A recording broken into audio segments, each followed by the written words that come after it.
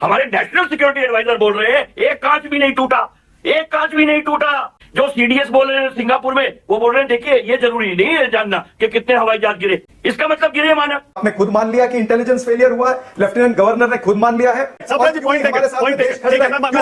China, Turkey, ये सारे लोग क्यों पाकिस्तान के साथ खड़े रहे? हमारे साथ में तभी कोई खड़ा नहीं था। कोई जरूरी नहीं है कि ये टेररिस्ट पाकिस्तान से आए हो, ये स्लीपर सेल्स भी हो सकते हैं, लोकल्स भी हो सकते हैं, ओवरग्राउंड वर्कर्स भी हो सकते हैं, लोकल मिलिटेंट्स भी हो सकते हैं। अरे वो घुल मिल गए। ट्रंप क्यों हमारे देश की बेइज्जती करता है? क्यों पाकिस्तान को आईएमएफ से लोन मिल जाता है, वर्ल्ड बैंक से लोन मिल जाता है, एडीबी बैंक से लोन मिल जाता है? क्यों पाकिस्तान यूएनएससी का उस कमेटी का मेंबर बन जाता है? यार अगर 3 हवाई जहाज गिरे तो लड़ीवल गिरे, सो व्हाट?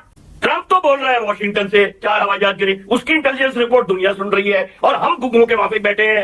ये बात ठीक नहीं है। यानी जो विदेश मंत्री जयशंकर, जिनको मैं लेजर शंकर कहूंगा, उनकी लेजर भी कोई काम में नहीं आई। वो तस्वीरें जो है, फिर उन्होंने जो पहले कहा था विदेश में जाकर के हमारे पास में तस्वीरें आतंकियों की जल्द पकड़े जाएंगे, लेकिन वो तस्वीरों को भी उनको खारिज करना पड़ा। ऐसे सरकार ने कई सारे यू टर्न इसमें लिए हैं। लड़ाइयों में नुकसान होते हैं, हर लड़ाई में नुकसान होता है, तो हमको सिंदूर में कैजुअलिटीज एक्सेप्ट करने में कोई वो नहीं होना चाहिए। हो क्या रहा है, कोई कुछ बोल रहा है, कोई कुछ बोल रहा है, कोई कुछ बोल रहा है। यानी ये कहते एक भी विमान नहीं गिरा, मतलब ये सीडीएस की बातों को नकार रहे हैं, या फिर हमारे डिफेंस अटैची ने जो कहा है उसको कंप्लीटली एक क्रॉस मार रहे, काटा मार रहे हैं। तो ये कर क्या रहा है, इनको समझ में नहीं आ रहा। तो देखिए, पहले तो मैं ये कहना चाहूंगा कि जिस तरह से भारतीय जनता पार्टी के प्रवक्ता बात कर रहे हैं, ये इस तरह से बता रहे हैं कि जैसे कोई मेहरबानी करने वाले हैं अगर ये संसद के पटल पर उत्तर देंगे।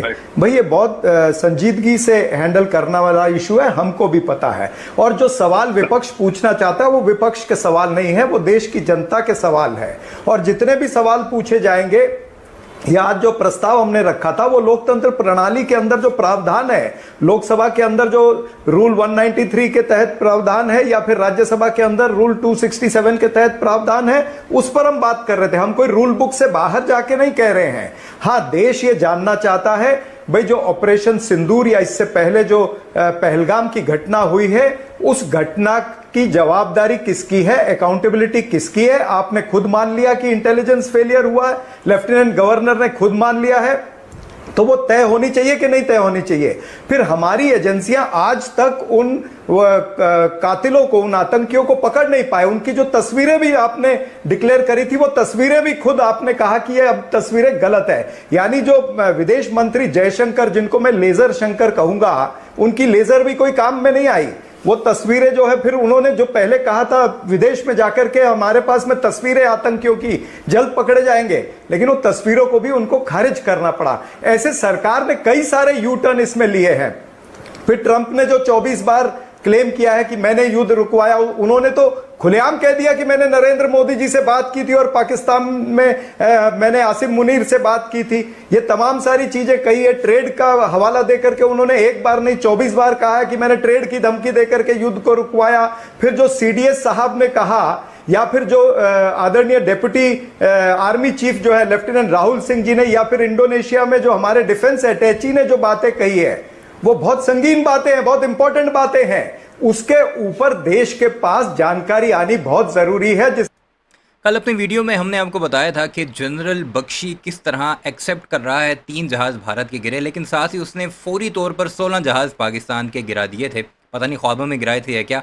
उसी शो में बैठा हुआ ये सिख और एक और जनरल जीडी बख्शी को कैसे उसकी औकात दिखा रहे हैं, आपको तो पता ही है। जीडी बख्शी नरेंद्र मोदी का तर्जुमान है और वही सब कुछ करता है जो नरेंद्र मोदी की भारतीय जनता पार्टी उन्हें व्हाट्सएप पर मैसेज में करते हैं, और वही लाइन वो मीडिया पर आकर भी टो करता है। तो अब देखते हैं कि किस तरह ये सिख जो कि कांग्रेस का तर्जुमान है और साथ ही साथ एक और जनरल जो जीडी बख्शी के साथ बैठा हुआ है, वो इसको कैसे जवाब देते हैं, खासकर नरेंद्र मोदी को कैसे लताड़ते हैं। ऑपरेशन सिंदूर को लेकर आप काफ़ी इंजॉय करेंगे, क्योंकि जीडी बख्शी की शक्ल देखकर आप ज़रूर महसूस होंगे।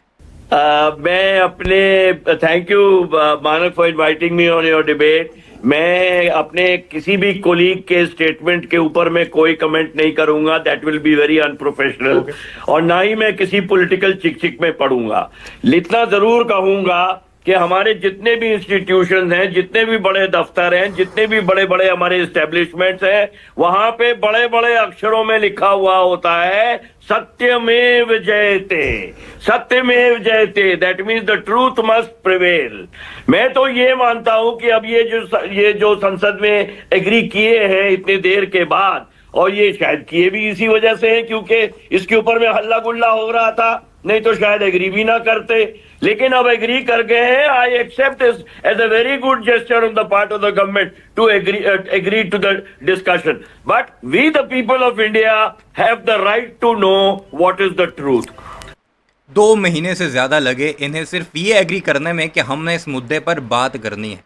और अब जो मानसून सीज़न है, जो सावन का उनका कोई पार्लियामेंट सेशन होता है, उसमें ऑपरेशन सिंदूर पर बात होगी कि वो कितना नाकाम हुआ या कितना ये सो कॉल्ड कामयाब हुआ. पर इस्लाम साहब ने, जफर साहब ने बात करी सेंसिटिविटी की कि कुछ एक बात है जो कि सेंसिटिविटी. देखिए, लड़ाइयों में नुकसान होते हैं, हर लड़ाई में नुकसान होता है, तो इतनी सेंसिटिव चीज नहीं है कि उसको एक्सेप्ट करने में. मैं आपको कारगिल का एग्जाम्पल देता हूं मानक. कारगिल में हमने ये नहीं बोला 200 मरे, 400 मरे, 600 मरे. हमने बोला 527. एक जवान जो गिरा वो हमने किया. हमने ये नहीं बोला कि 800 जख्मी हो गए या 900 जख्मी हो गए, राउंड अबाउट फिगर नहीं दिया. हमने बोला 1117 लोग जो है जख्मी हुए. तो जब हम कारगिल में, जो कि लड़ाई नहीं थी, मतलब it was not a war, it was a local conflict, हम एक्सेप्ट कर रहे थे कैजुअलिटीज, तो हमको सिंदूर में कैजुअलिटीज एक्सेप्ट करने में कोई वो नहीं होना चाहिए. हो क्या रहा है, कोई कुछ बोल रहा है, कोई कुछ बोल रहा है, कोई कुछ बोल रहा है. जो सपरा साहब ने बात, आप जरा साथ जीडी बख्शी की शक्लें भी मुलाहिजा कीजिएगा. बोली, मैं उससे सहमत हो रहा हूं कि, और जफर इस्लाम साहब भी वही कह रहे कि हमने उनको कह दिया था कि हम आपके सिर्फ मिलिटेंट टारगेट्स में आएंगे, मिलिटेंट कैंप्स में आएंगे. इसका मतलब जो आपको करना चाहिए एयरफोर्स लॉन्च करने से पहले, suppression of enemy air defence, SEAD operations, ये एक स्टैंडर्ड ऑपरेटिंग प्रोसीजर है एयरफोर्स का, वो शायद नहीं किया गया.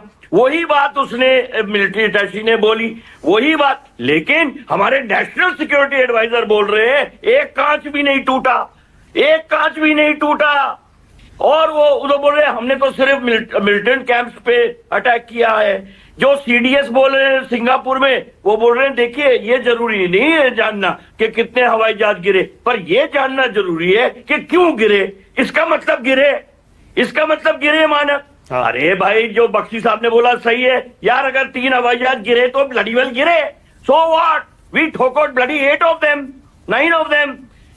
ट्रंप तो बोल रहा है वॉशिंगटन से 4 हवाई जहाज गिरे, उसकी इंटेलिजेंस रिपोर्ट दुनिया सुन रही है और हम गुग्गों के माफिक बैठे हैं.